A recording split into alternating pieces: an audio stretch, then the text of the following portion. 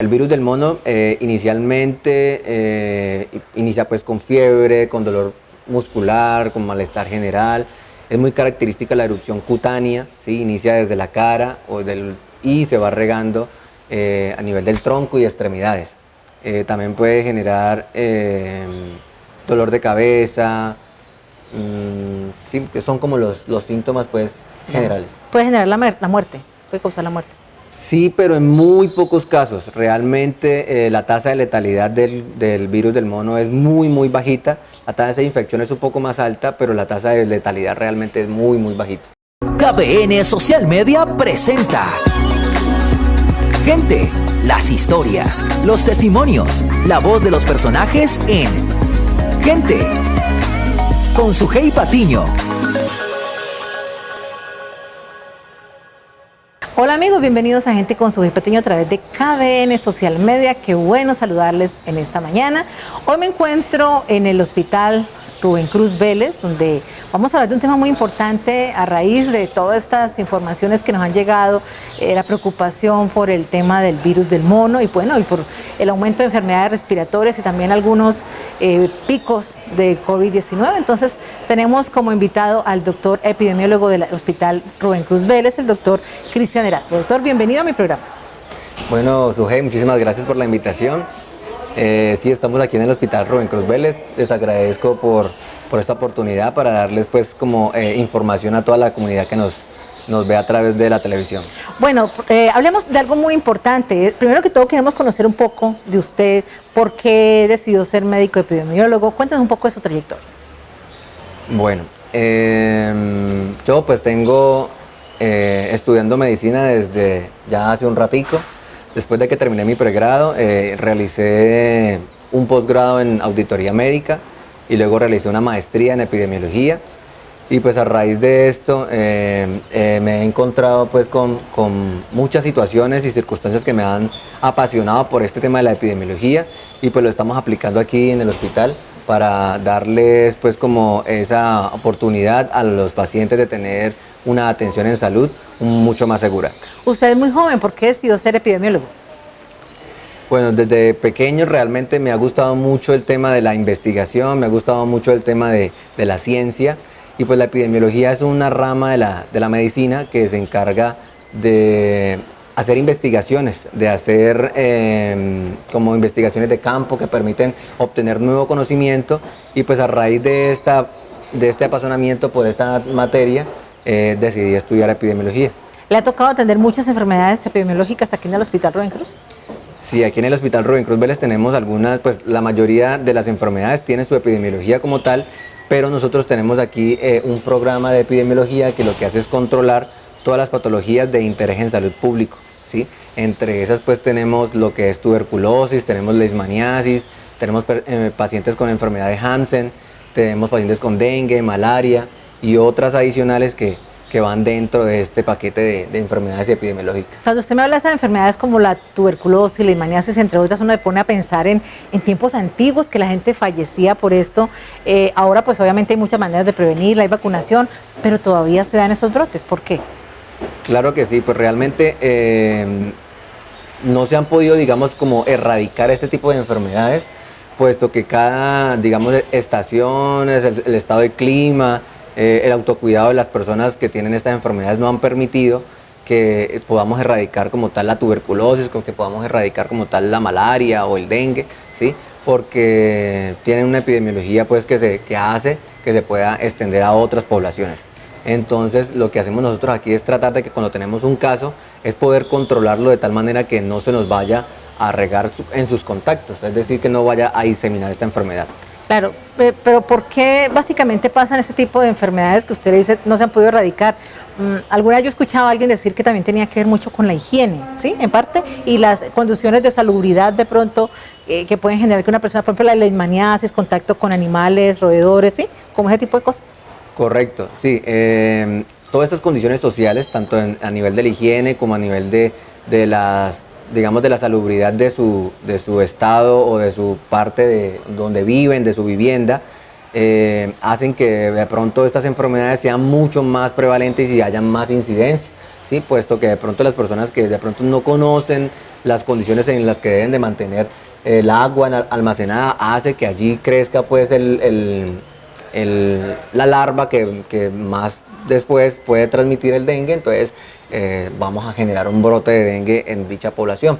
Ya, tiene que ver de pronto entonces con la condición social de la gente, con la, digamos, la vulnerabilidad en muchos estratos todavía, entonces allí, digamos, va a ser muy difícil erradicar esto.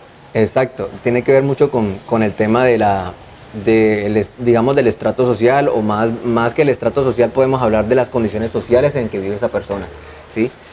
Por eso es importante que junto con Secretaría de Salud y los hospitales nos podamos unir para poder generar campañas de salud en estas poblaciones que son vulnerables para evitar que estas enfermedades sean más incidentes. Claro, bueno, doctor, algo muy importante es qué diferencia hay entre las epidemias y las pandemias. Acabamos de vivir toda la humanidad una pandemia fuerte como COVID-19 y todavía tenemos algunos rezagos, digamos, algunos estertores de esta pandemia que pues sigue pendiente.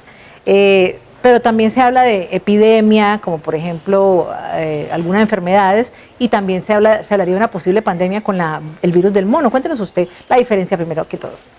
Bueno, sí hay diferencia entre el término epidemia y el término pandemia. Básicamente, en términos generales, es que la epidemia es una enfermedad que se presenta en una población específica y se logra controlar y se queda allí en esa población específica, ¿sí?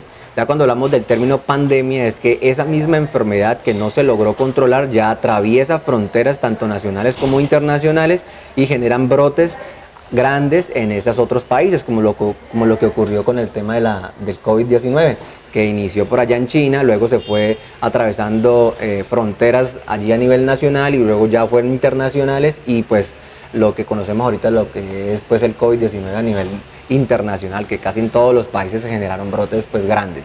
A eso se le conoce la pandemia.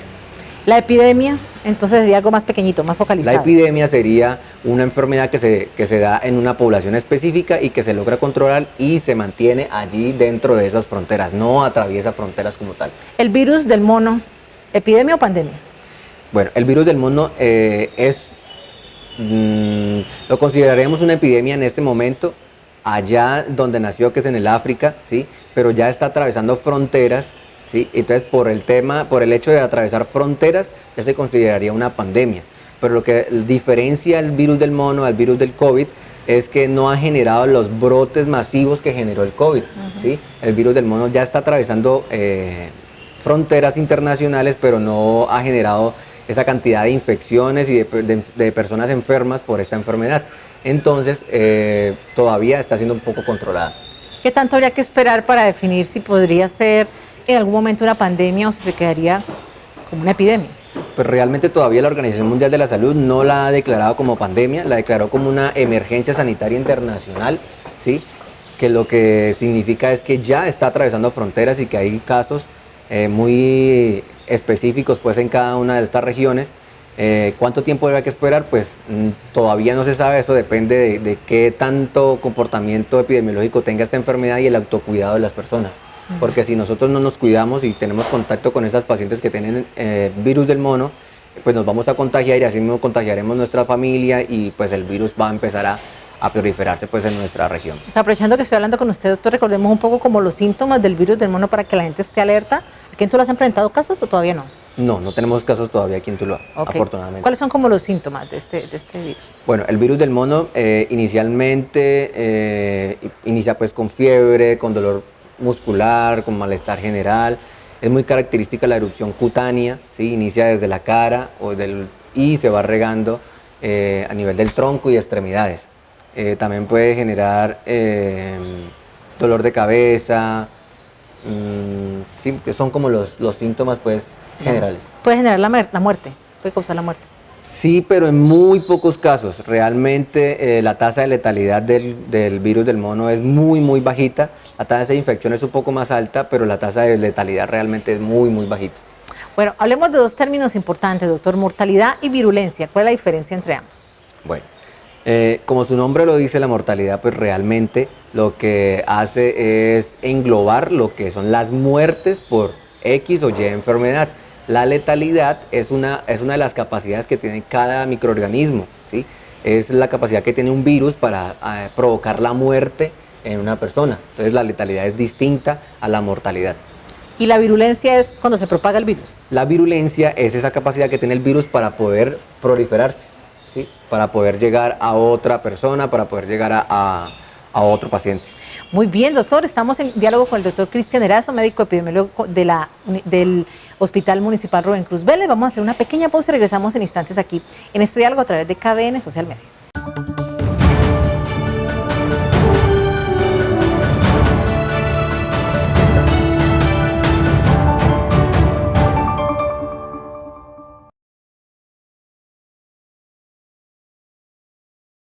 Gracias al pago oportuno de tus impuestos, las superobras para la gente son una realidad en Tuluá. Estamos construyendo una moderna pista de patinaje, el más completo coliseo de pesas, obras de urbanismo en la Ciudadela Deportiva de Occidente, polideportivos cubiertos en Tres Esquinas y Agua Clara, pavimentación del barrio El Paraíso.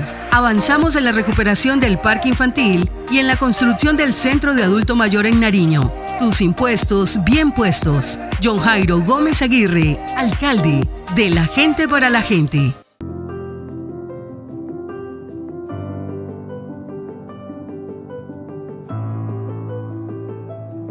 Para mí importantísima esta capacitación, creo que debe ser muy continua porque el tejido social de Colombia es muy valioso y del mundo entero. A partir de allí, del respeto, de la inclusión de cada una de las personas, pues podremos lograr el desarrollo del territorio. Quiero agradecer tanto a Nestlé Colombia S.A., a la Cámara de Comercio y a las personas que han organizado este espacio que vemos en esta capacitación. Es que la garantía de los derechos humanos empieza en cada uno de nosotros y obviamente el Estado debe estar también aquí garantizando de alguna manera pues que por medio de las normas se puedan garantizar esos derechos humanos. Es muy importante este espacio y este tipo de espacios para que en nuestra región las autoridades locales podamos comprender el rol que tenemos en la garantía de derechos humanos. Invitamos a toda la comunidad del centro del Valle del Cauca a que aprovechemos estos espacios que nos brindan y que cada vez estemos un poco más sensibilizados frente al tema de los derechos humanos. Las capacitaciones pues, son de gran importancia para nuestra labor, dado a que aquí renovamos conceptos y actualizamos nuestros conocimientos. Evitar de que de pronto no vayamos a cometer arbitrariedades o vayamos a realizar procedimientos que de pronto vayan a afectar la dignidad o los derechos de cualquier persona. Este taller es fundamental para nosotros como ministerio porque podemos ampliar nuestro campo de acción y nuestra visión para aplicar el tema de los derechos humanos. Este tipo de talleres nos ayuda a ampliar esa visión y a ver que todos somos defensores de derechos humanos y que todos debemos poner un granito de arena para que nuestra sociedad mejore. Cámara de Comercio de Tuluá, por una región, en una sola dirección. La Ciudadela Regional del Comercio es un proyecto de integración del municipio con las demás regiones del país, compuesta por 267 lotes para el uso comercial, industrial y de servicios, con área de 150 metros cuadrados, dotados de servicios públicos y amplias vías pavimentadas. Con una ubicación estratégica a nivel regional, este proyecto, liderado por Infituluá e ICE, está a disposición de todos los ciudadanos quienes ahora tienen una excelente alternativa de inversión y fortalecimiento regional. Instituto de Financiamiento, Promoción y Desarrollo de Tuluá, Infituluá, Jenner Darío Borja, gerente.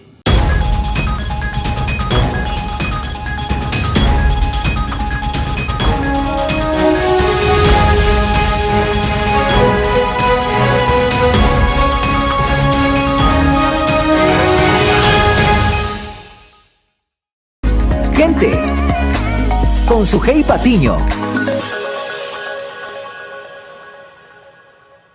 Estamos en este diálogo desde el Hospital Rubén Cruz Vélez con el doctor Cristian Erazo, médico epidemiólogo.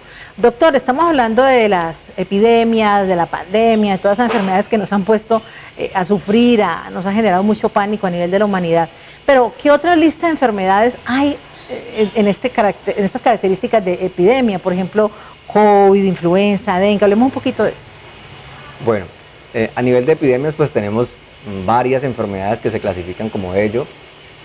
Aparte del COVID, que es una de las que más conocemos en este momento porque todavía estamos en el quinto pico de COVID-19, ¿sí? También tenemos la influenza, como tú lo decías, tenemos las enfermedades diarreicas, ¿sí? Que cuando se presentan en un brote, por ejemplo en una escuela, allí ya habría un brote de enfermedad diarreica aguda. Tenemos lo que es el dengue. Afortunadamente el dengue también se considera como una epidemia cuando lo tenemos ya digamos, ya proliferado como tal. En este momento no tenemos pico de dengue, pero ya se han presentado algunos casos muy esporádicos. También podríamos tener la viruela del mono, que en este momento pues se está regando a través del mundo, que afortunadamente no ha sido o no ha tenido el impacto como lo tuvo COVID, pero sí tenemos que cuidarnos de él. La tuberculosis como tal, se presentan muchos casos de forma diaria, que todavía aún están subclínicos, no han sido diagnosticados y algunos otros sí se llegan a diagnosticar. También tenemos la leishmaniasis, ¿sí? Que es una enfermedad que se presenta más que todo en las zonas selváticas.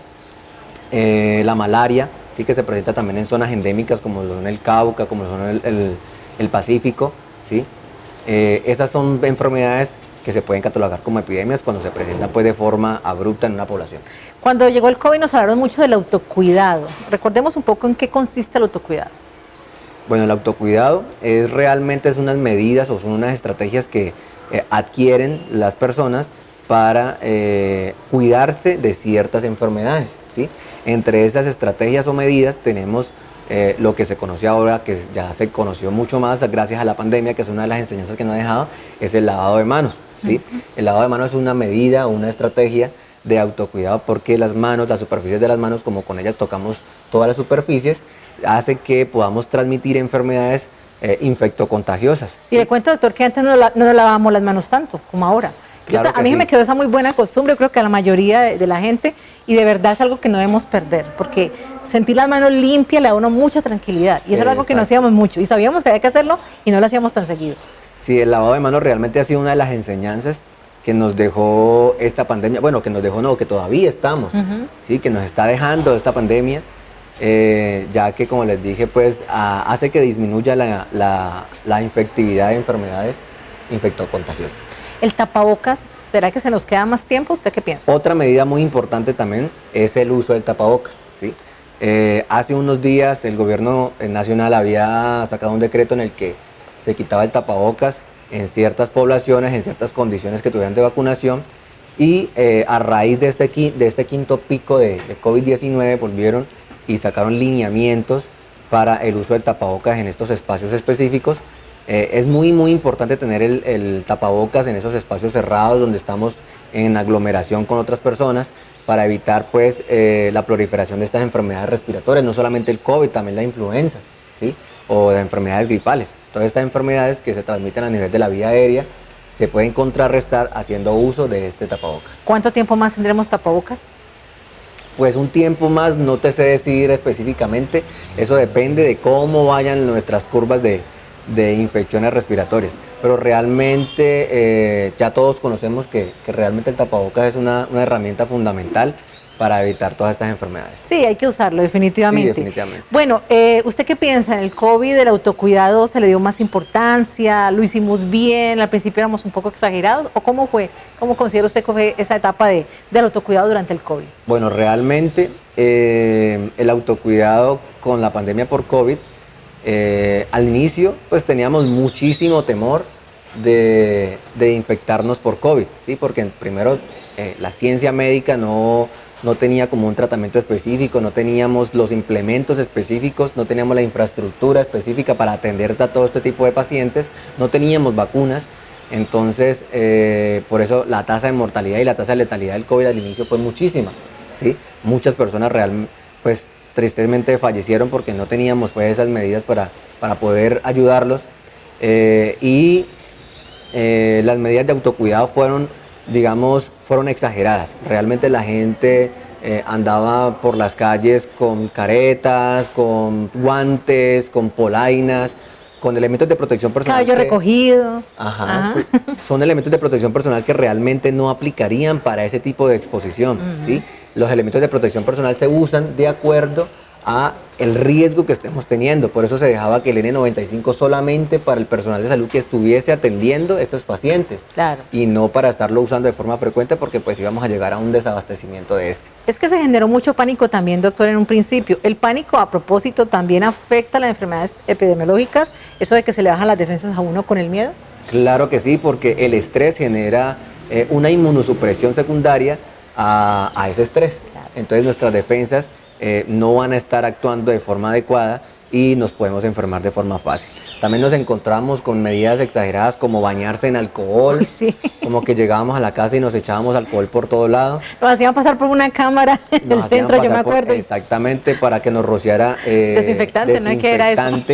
Entonces realmente al principio sí fuimos muy exagerados, pero en cierta medida esto nos ayudó a irnos acoplando a estas nuevas herramientas o estas nuevas medidas de autocuidado. Claro, sí, es cierto, fuimos exagerados, pero nos sirvió para irnos acostumbrando a cuidarnos. Correcto. Y eso es lo más importante, el autocuidado. Vamos a hacer otra pausa y regresamos ya en esta parte final, en esta entrevista con el doctor Cristian Erazo. Importante todo lo que nos está enseñando hoy, nos está contando acerca de la importancia del autocuidado y sobre todo a diferenciar lo que son las enfermedades epidemiológicas. Ya regresamos en instantes.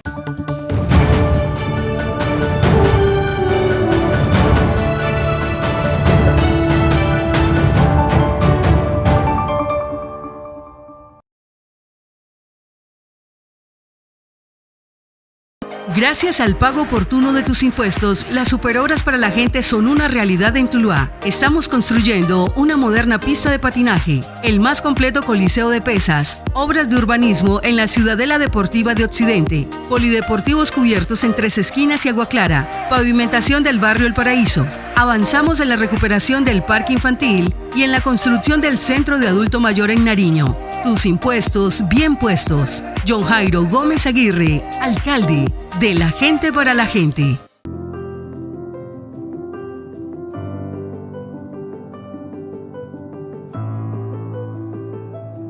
Para mí importantísima esta capacitación, creo que debe ser muy continua porque el tejido social de Colombia es muy valioso y del mundo entero.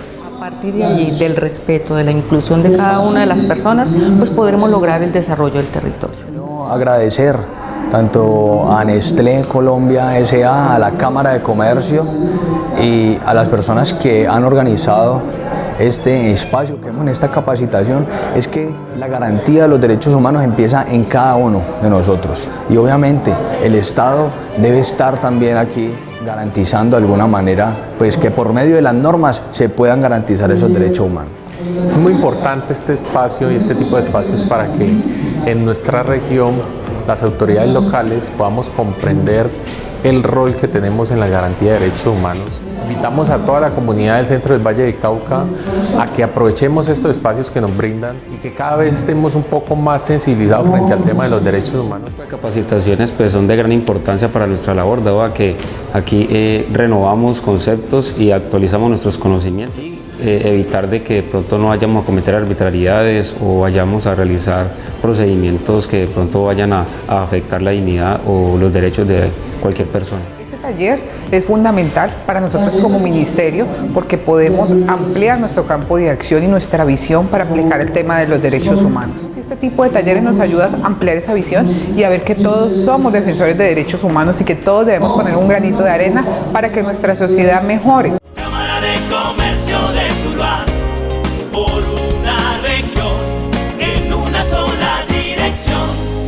La Ciudadela Regional del Comercio es un proyecto de integración del municipio con las demás regiones del país, compuesta por 267 lotes para el uso comercial, industrial y de servicios, con área de 150 metros cuadrados, dotados de servicios públicos y amplias vías pavimentadas. Con una ubicación estratégica a nivel regional, este proyecto, liderado por Infituluá e ICE, está a disposición de todos los ciudadanos quienes ahora tienen una excelente alternativa de inversión y fortalecimiento regional. Instituto de Financiamiento, Promoción y Desarrollo de Tuluá, Infituluá, Jenner Darío Borja, gerente.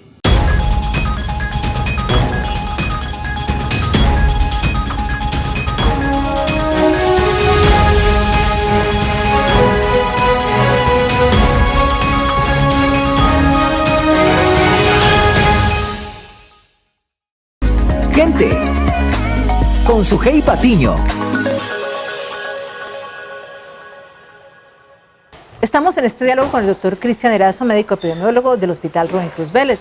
Doctor, ¿qué recomendaciones se le puede hacer a la gente para que siga aplicando el autocuidado, para que no se fresquee, como nos pasa a muchos, que no, eso ya el COVID no está, entonces ya la gente no se pone el tapaboca, la gente no se lava las manos? O sea, hay que volver a tomar conciencia, hay que reiterar que, como sea, tenemos que seguirnos cuidando. Correcto, claro que sí, Sujei. Es importante que toda la población entienda que el autocuidado es amor propio, ¿sí? Es amor propio porque estoy yo cuidándome de infectarme de enfermedades y estoy cuidando mi familia. Entonces es importante que entendamos primero eso. Segundo, de que las medidas de autocuidado como lo son el lavado de manos y el uso del tapabocas, que son como las principales que han demostrado mayor efectividad de disminuir estas enfermedades, las tengamos como hábitos de vida, ¿sí? No dejemos de lavarnos las manos, no dejemos de usar el tapabocas cuando estemos en esos lugares cerrados, cuando estemos en esas aglomeraciones, no nos quitemos el tapabocas. Y lavémonos las manos de forma frecuente, porque recuerden que allí invisiblemente no vemos que hay microorganismos que transmiten enfermedades infectocontagiosas. Entonces, más que todo, estas dos recomendaciones, el uso del tapabocas y el lavado de manos de forma correcta. Se hablaba de usar tapabocas preferiblemente en sitios de transporte público, en clínicas. Recordemos un poco de eso. Bueno, los lineamientos son muy claros para el uso del tapabocas.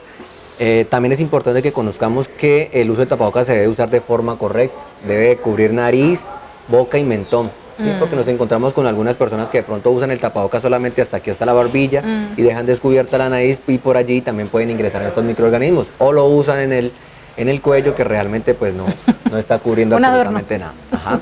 En cuanto al uso en ambientes cerrados o en ambientes abiertos, es mucho más importante usarlo en ambientes cerrados, ¿sí? Porque el microorganismo que está volando en el medio ambiente o en el aire es mucho más prevalente, o es más la carga viral que tenemos en los lugares cerrados, porque no son ventilados, ¿sí?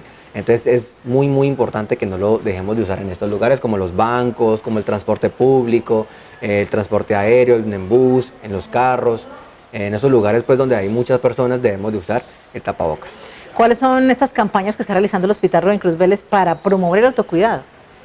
Bueno, aquí en el Hospital Rubén Cruz Vélez tenemos un comité de control y prevención de infecciones que junto con el comité de seguridad del paciente hacemos unas campañas de forma frecuente a nivel intrahospitalario y en todas nuestras sedes, como lo son los puestos de salud, ¿sí? Esto con el objetivo de poder promover las medidas de autocuidado, las cuales, como les mencioné, pues son el lavado de manos, son el uso de los elementos de protección personal en nuestro personal de salud y el uso del tapabocas en todos nuestros pacientes, ya que pues aquí en las instituciones pues se suelen generar algunas enfermedades respiratorias, entonces es importante que nos cuidemos. Un mensaje final, doctor, para que usted le diga a todas las personas que de pronto no se han vacunado contra el COVID-19, nunca lo han hecho, o de pronto no han tomado los refuerzos.